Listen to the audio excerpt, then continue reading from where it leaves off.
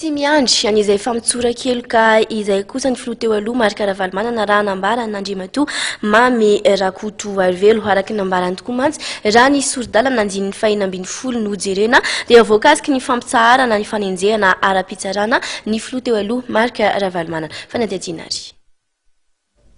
Tsy miandry famitsorak'eloka ny filoha teo aloha Marc Ravalomanana fa voakasiky fampitsarana amin'ny fanenjehana ara-pitsarana araka ny voalazany andinin'ny fahinam-biny-folo amin'ny sordalana araka fanazavana nentin'Andriamatoa Mamy Rakotoarivelo avy amin'ny ankolafy Ravalomanana.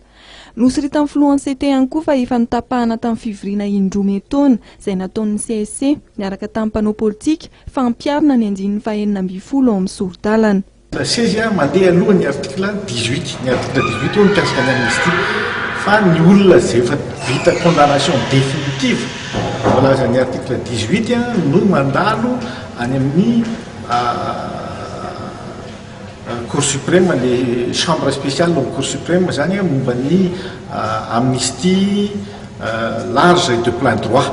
fa ny olona izay mbola tsy vita hatramin'ny farany fitsarana azy dia voafafa ny artikla 16 raha ohatra ka hoe délit politique moa zany mazava loatra no nitranga tamin'ny taona 2010 dia tokony atsahatra sy mijanona teo zany ny fanenjehana ireny zay no mahatonga anay miteny hoe na dia tsy ekenay raha fitsarana ny président Ravalomanana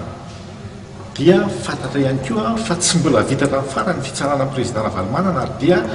tokony voafafa ny artikla 16 ny fitsarana ny président Ravalomanana. Nambaran'Andriamatoa Mamy Rakotoarivelo fa anisany efa nitapahana tao anatin'ny fivoriana niaraka tamin'ny CSC ihany koa ny fampiarana ny andinin'ny fahafito ambin'ny folo amin'ny sordalana izay milaza ny tokony hanokafana ny ainao manjery manaraka ny lalàna misy eto amin'ny firenena. Anisany nametrahana fanontaniana tamin'ny filohan'ny CT ihany koa ny momba ny fanambarana izay nataon'ny filohan'ny Teteza Minta izay milaza fa afaka ataony misitaka amin'ny vondrona iraisam-pirenena. Tsika efa nosy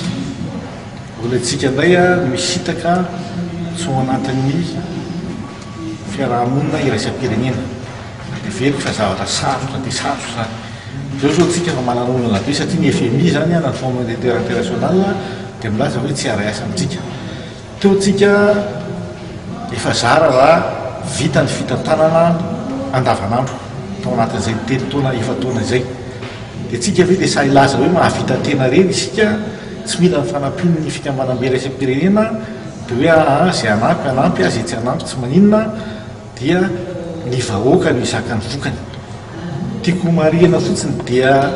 reny zava-bita nitokanany reny zavatra tsy hoe amanetsiny eny zavatra nitokanana fa zavatra vitsy ka ireny ve no azahoana amin'ilay are hoe mahavita teny Madagasikara fa jereo ny tarehimarika rehetra mikasika ny miamahantra ny vahoaka malagasy reny fanampiana ara-tsosialy. Ny ankolafy Ravalomanana izay manamafy ny tokony hanatanterahana ny fifidianana miaraka amin'ny vondrona iraisam-pirenena.